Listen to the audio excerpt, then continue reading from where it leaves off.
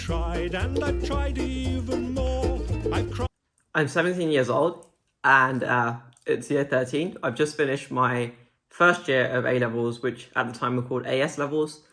And I'm doing my UCAS application and I decided to apply for medicine. It's partly because, I've been good at science and maths and my GCSEs are, they're all right. And partly because I think there's this kind of unsaid thing in my house growing up where I kind of always had this on the horizon, Christian's going to be a doctor. So I apply. My personal statement is terrible. There's no signs of any maturity in terms of knowing what the profession of medicine or sort of what life as a junior doctor is actually like. So I made the sort of cliche things of putting in quotes that I don't understand to try and sound a bit impressive.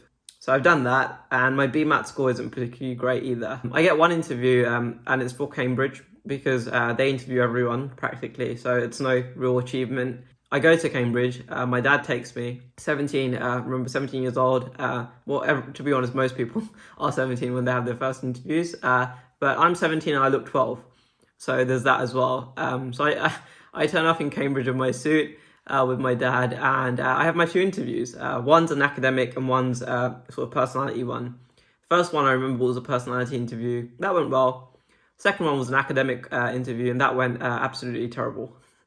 They asked me, they basically said, Krish, blood flows through your arteries and veins. I'm like, yeah. And they're like, there's this force called gravity. And it should pull things down. So if you jump, you fall back down. I'm like, yeah, that makes sense.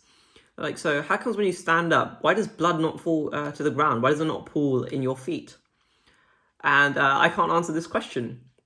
If you're wondering, you've learnt the answer at when you've probably done GCSE biology. It's actually a very simple answer. The answer is valves, right? Valves prevent the backflow of blood.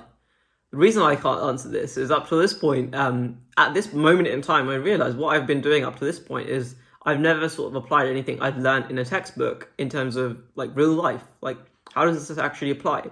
And the reason is I've been learning to pass exams, right? So I've never thought about the things that I'm actually learning in terms of real life. And that serves as a lesson for me going forward in life to always try and apply what you learn rather than just to pass exams.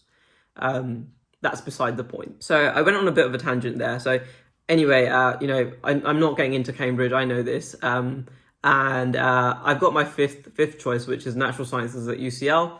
So I decided to take a gap year because I'm thinking maybe I might reapply for medicine, put in a stronger application. And if I don't, then, I've got a year to kind of do some stuff. So during my gap year, I don't actually reapply because I don't want to go through the whole UCAS application again. I ended up working at BT for about 2 months on like a school leaver graduate scheme for accounting on something. And the reason I went there is because I wanted to earn some money. So I earned like 2,000-3,000, something like that. And I used that money to then go with my cousins to Orlando and New York around November. So from September to, October, November time, I was working. And then just before Christmas, we went to Orlando, which was wonderful. The new year comes around and my gap year is nearly over, and in June I apply for accommodation, and in September the following year I move out. So I think it's 2013 or 2014 maybe. I've moved out and I'm at UCL now. I have a lot of fond memories of UCL because it's the first time I was kind of living independently. And everything that I, couldn't do when I was living at home, now I had the complete freedom to kind of live by my own rules. So we went out a lot, probably a lot more than we should have. We had like a big sort of circle of friends, and we were all living out and stuff in first year in halls. So yeah, we'd go out a lot. And you guys this year, I'm really sorry if you don't get to experience that. You'll get the chance to do that later. And for people that are not into, partying and drinking and all that, that's fine as well. But for me, at this point in my life, I'm 17, 18, I'm 18 actually, or 19, gap year. 19? I think 19. I'm really immature, so, I want to go out and, just waste the next, year of my life. I successfully waste the first year of university. I've passed my exams and I've enjoyed first year. To be honest, it was a really good year.